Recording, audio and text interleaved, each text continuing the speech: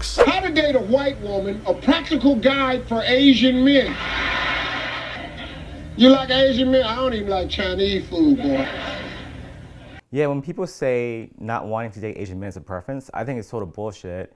Because a lot of times your preference is encouraged or influenced by what you see on TV or what you know or what you grow around. I used to only be attracted to white people because I grew up in a white environment and all the beauty standards and everything were, and when I was 18 I wanted to be white. I was so fucking tired of walking into a room with white folks saying, I wonder what they think of Chinese.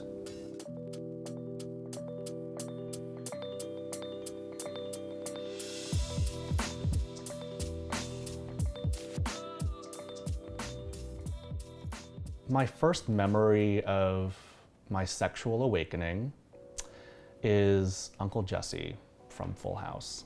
Always knew I was different because all the friends that I hung out with, they talked about girls, like, oh, she's really cute, but I didn't really care.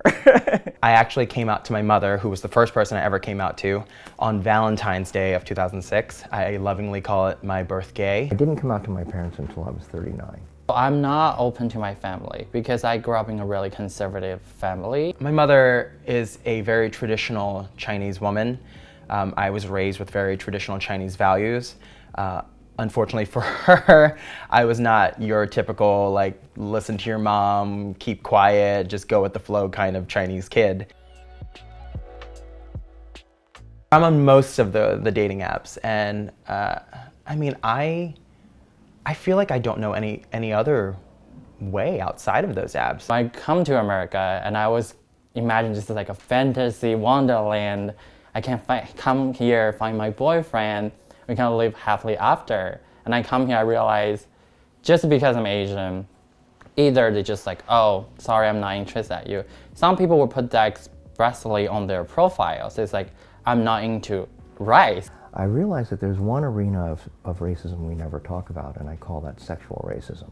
When the apps became popular across the United States, I feel like, you know, I started using them, but then I stopped because of a lot of the racism that was on the apps, the preferences, the racism that was guided by preferences. Before the whole social media wave of people being more outspoken about the preference thing, people were more evident of like, oh, no Asians, no fat femmes or Asians. No fats, no femmes, no Asians. No fats, femmes, or Asians. And I remember one time I was in Thailand, my home country, and someone on Grindr said, no Asians, on Grindr in Thailand. Hearing that from different folks, reading it on apps, and made me feel like I didn't belong. In the like already marginalized community, when you got second marginalized, you were like, oh wow, where's my place to be? I feel like kind of lonely, I feel like kind of desperate. I feel like it's really hard. I think there are people I'm maybe a little more inclined to be attracted to because I think racism creates these boxes in our mind and we can't deny the impact of racism on sexual desire. But I also feel that, that we can break out of those things because it is learned. Fetishes by themselves are not a bad thing. They're a great thing. And it's when those fetishes are fixated on a stereotyped image of a whole group of people, when someone has a fetish based on a racial caricature of yourself, that's when it's a problem. I've definitely been a victim of being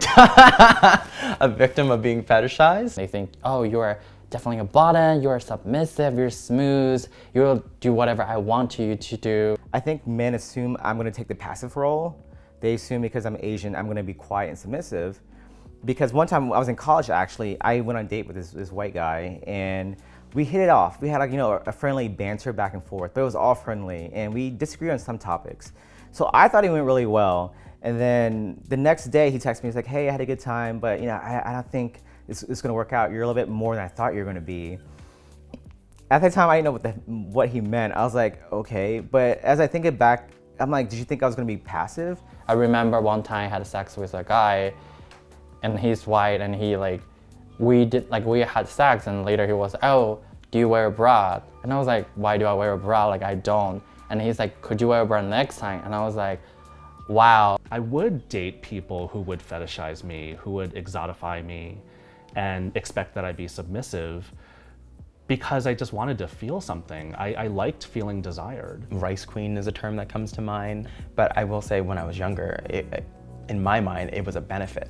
You know, if someone was looking at me, I didn't really care why they were looking at me. You know, it just felt like my agency was taken away by how gay culture saw gay Asian men like myself. And it's just been a journey to be able to reclaim that agency, to be able to really reckon with my desires and know that I am worthy to be desired and that I have desires too. Don't follow what everyone else thinks is beauty, you know, because you get older, you're gonna learn a lot more, you're gonna have more support, and you're gonna have more people who have your similar experiences. The worst thing that you can do to yourself is take yourself out of living, take yourself out of reaching for your dreams because you've already decided that they don't want you. You don't have to dumb down your personality for anybody. You don't have to be whiter for anybody. You don't have to be more Asian for anybody. Just be.